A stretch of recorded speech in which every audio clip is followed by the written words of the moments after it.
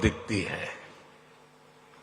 पिछले 10 साल में फिनटेक स्पेस में $31 बिलियन से ज्यादा का निवेश हुआ है।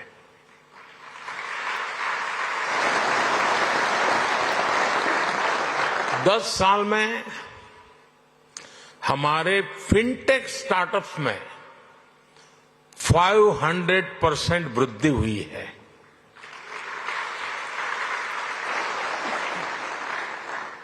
सस्ते मोबाइल फोन, सस्ते डेटा और जीरो बैलेंस जनधन बैंक खातों ने भारत में कमाल कर दिया है।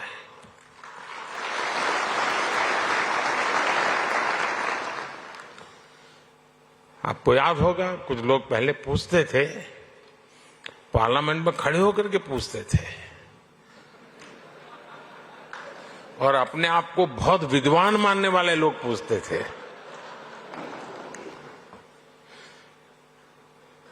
सरस्वती जब बुद्धि बांट रही थी तो वो रास्ते में पहले ही खड़े थे।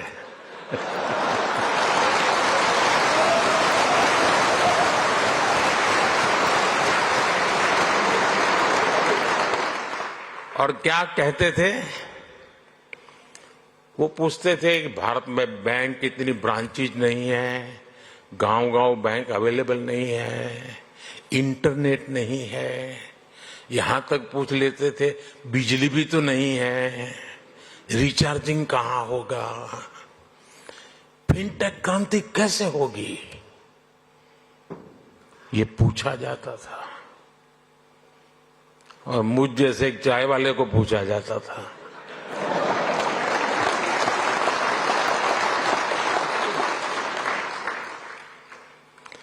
लेकिन आज देखिए, एक दशक में ही भारत में ब्रॉडबैंड यूजर 60 मिलियन यानी 6 करोड़ से बढ़कर 940 मिलियन यानी करीब 94 करोड़ हो गए।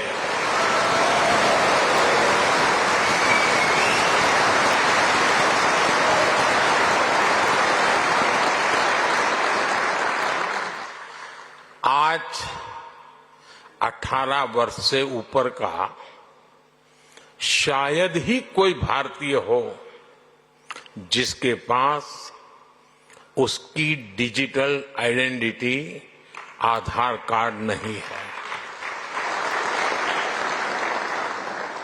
आज 530 मिलियन यानी 53 करोड़ से अधिक लोगों के पास जनधन बैंक खाते हो गए हैं। यानी 10 साल में हमने एक प्रकार से पूरी यूरोपियन यूनियन के बराबर आबादी को बैंकिंग सिस्टम से जोड़ा है।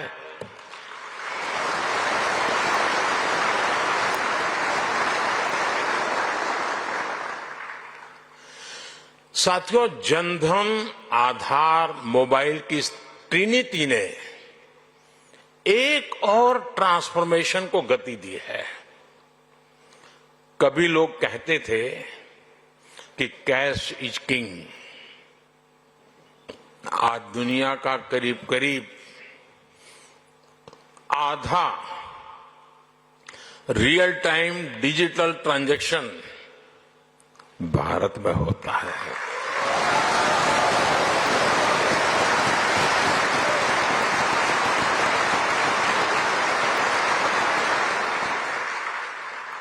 पूरी दुनिया में भारत का यूपीआई फिनटेक का बहुत बड़ा उदाहरण बन गया है। आज गांव हो या शहर, सर्दी हो या गर्मी, बारिश हो या बर्फ गिर रही हो, भारत में बैंकिंग सर्विस 24 घंटे 7 दिन 12 महीने चलती रहती है। कोरोना के इतने बड़े संकट के दौरान भी भारत दुनिया के उन देशों में था जहां हमारी बैंकिंग सर्विस बिना किसी दिक्कत के चलती रही।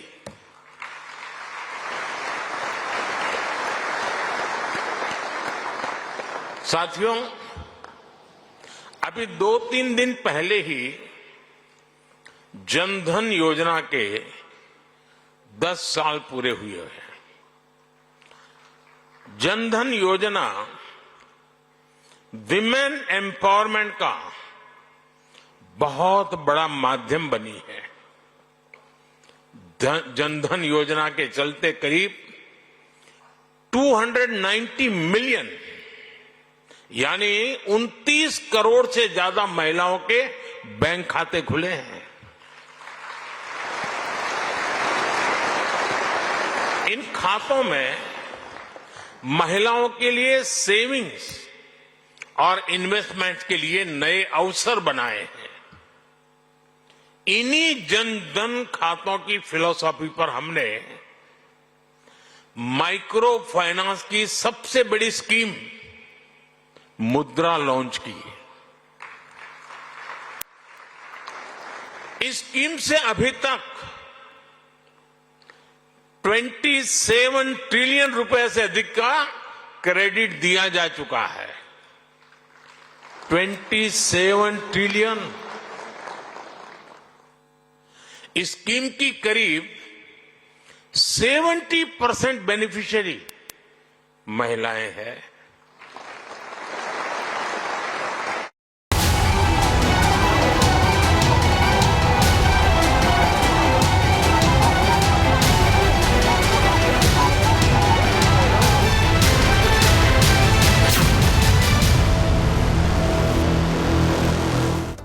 और इस बीच आपको बता दें, अमित शाह से बंगाल के राज्यपाल ने मुलाकात की है। बंगाल के हालात पर गृह मंत्री से मुलाकात की है। दिल्ली में अमित शाह और सीवी आनंद बोस के बीच मुलाकात हुई है। जो कुछ भी कोलकाता में चल रहा है उसको लेकर रिपोर्ट सौंपेंगे राज्यपाल। ये बड़ी जानकारी आपको दे दें, अमित शाह से बंगाल के राज्यपाल ने मुलाकात की है। आज राज्यपाल की तरफ से मुलाकात की गई। केंद्रीय गृह मंत्री अमित शाह से बंगाल के जो हालात हैं उस पर चर्चा के लिए बाकायदा वहां के जो हालात हैं उस पर एक रिपोर्ट तैयार कर राज्यपाल अमित शाह को सौंपेंगे। तो ये बड़ी जानकारी आपको दे दें, पिछले कई दिनों से लगातार बंगाल सुलग रहा है। एक तरह से छात्रों का प्रदर्शन और उस पर जिस तरीके के रवैये का नजारा देखने को मिला पश्चिम बंगाल में, उसके बाद से विरोधी पार्टी बीजेपी लगातार पश्चिम बंगाल सरकार पर हमलावर है। और इस बीच राज्यपाल ने संभाल लिया है मोर्चा। राज्यपाल ने कोलकाता में जिस तरीके के हालात हैं उसको लेकर केंद्रीय गृह मंत्री अमित शाह से मुलाकात की है। तस्वीर